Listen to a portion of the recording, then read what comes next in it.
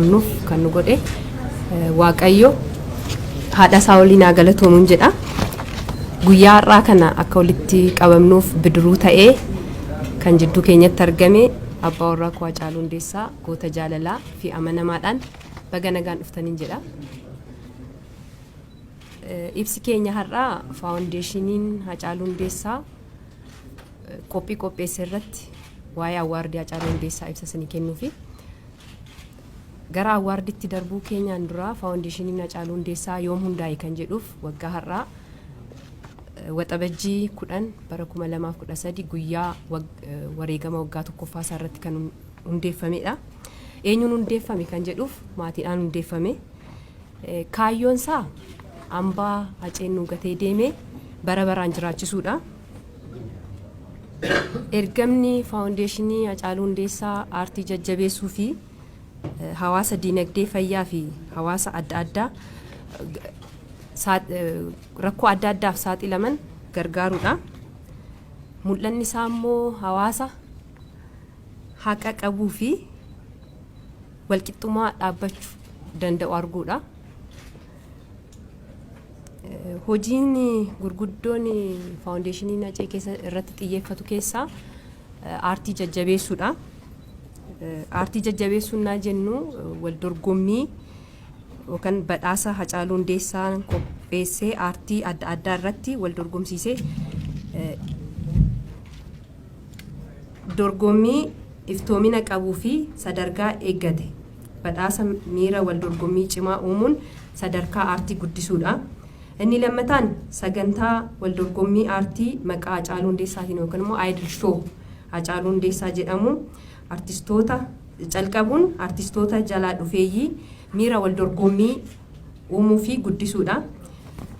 Inni kaan giddugala aartii Hacaaluu Hundeessaa yookaan immoo aart gaalarii Hacaaluu Hundeessaa dhaabuun artistoota keenya bakka itti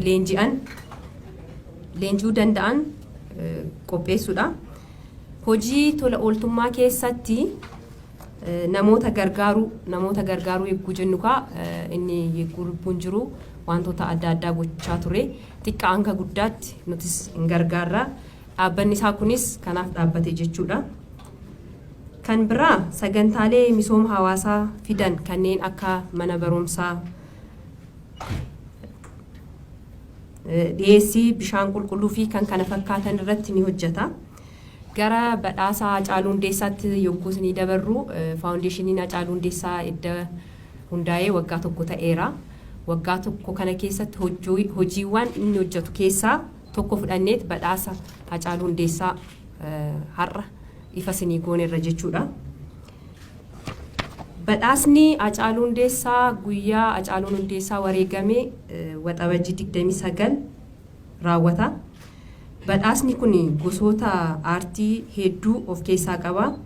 Isa keessaa garuu baranaaf calqabaaf ka'umsaaf kan godhannee aartii afaan Oromoo, muuziqaa afaan Oromoo irratti qofa kan hundeeffatedha. Dorgommiin kun dorgommii 10 yookaan gosoota dorgommii 10 of jalatti qaba. Isaanis sirba sagalee, kiliippii, walaloo, yeedaloo, editingii, siinimaatoogiraafii, daayiriktar,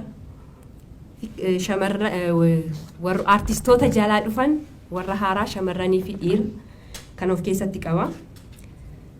Sirboota kana akkamitti dorgommiidhaaf dhiyeessitan kan jettaniif ka'umsi keenya guyyaa Hacee wareegame hanga waxabajjii 29 2020 irraa hanga bitootessa 31 2022 kan bahanidha. Sirboonni asirratti wal dorgommiif dhiyaatan jechuudha. Wal dorgommii kana yogguu dorgomsiisnu ogeeyyoonni wal dorgommii kana hojjetan filatamanii ogummaa isaaniitiin ogummaadhaan edda filanii nu raawwatanii booda weebsaayitii isaa irratti galakkisneerra. Weebsaayitii isaa kanarratti deemaa jira. Har'as ammas kana duras guyyoota hedduu dura deemaa jira. Kana boodas guyyaa muraasa tafee guyyaa muraasa kana keessatti akka filattan asumaanan ergaa dabarsuu barbaada.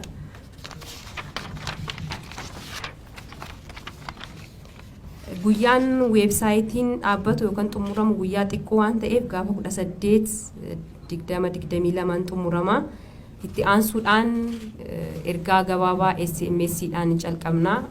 SMS'n guyyaa 19/2022 irraa kaasee marsaa irratti ni galakkifama.